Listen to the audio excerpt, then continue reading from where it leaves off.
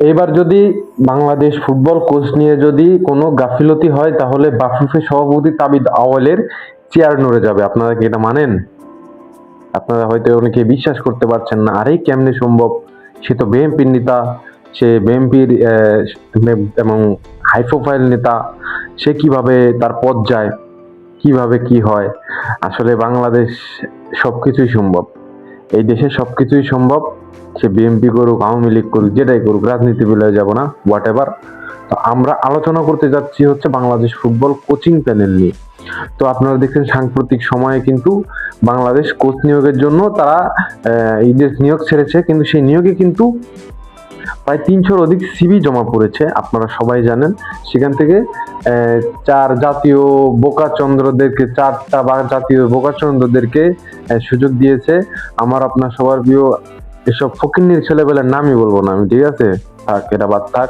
এখন কোচের কথা আসি। আজকে একটা নিউজ দেখলাম কি, আমার বড় ভাই কানন না কে জানো নামটা, আমি বললাম এইসব ফকিন্নির বলার নামই নিব না, যাই হোক।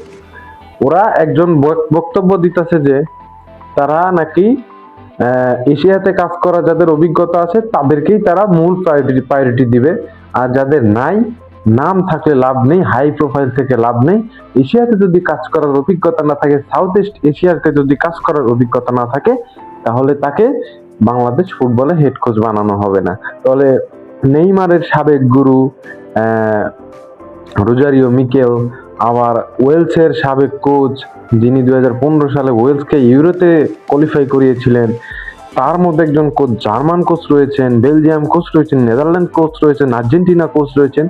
এইসব কোচকে তারা বাদ দিয়ে তারা কি করছে, তারা সাউথ ইস্ট এশিয়ায় যে যারা কাজ করে অভ্যস্ত তাদেরকে নেওয়ার জন্য তারা উঠে পড়ে লাগছে। তাহলে বিষয়টা বুঝছেন কি রকমের বুকচুদি হইতেছে এখানে। আর তাবিদ আওয়াল সাহেবের কিন্তু চেয়ার থাকবে না ভাই, কারণ এই যে বাংলাদেশ ফুটবল সমর্থকরা যারা আছে তারা কিন্তু অলরেডি নোটিশ করা শুরু করে দিয়েছে, যদি তারা কোচ নিয়ে কোনো গাফিলতি করে তাহলে কিন্তু তাবিদ আওয়াল সাহেবের চেয়ার নিয়ে টানাটানি লেগে যাবে, ঠিক আছে? তখন তাবিদ আওয়াল সাহেব কিন্তু তার চেয়ার নিয়ে খুব বিপদে পড়ে যাবে, তার বাপু পেতে বসে থাকাটাই খুব কষ্টকর হয়ে যাবে বলে জানিয়েছেন বিশ্লেষকেরা। তো ভালো থাকবেন সবাই, আজকের ভিডিও এতটুকু পর্যন্তই, ধন্যবাদ।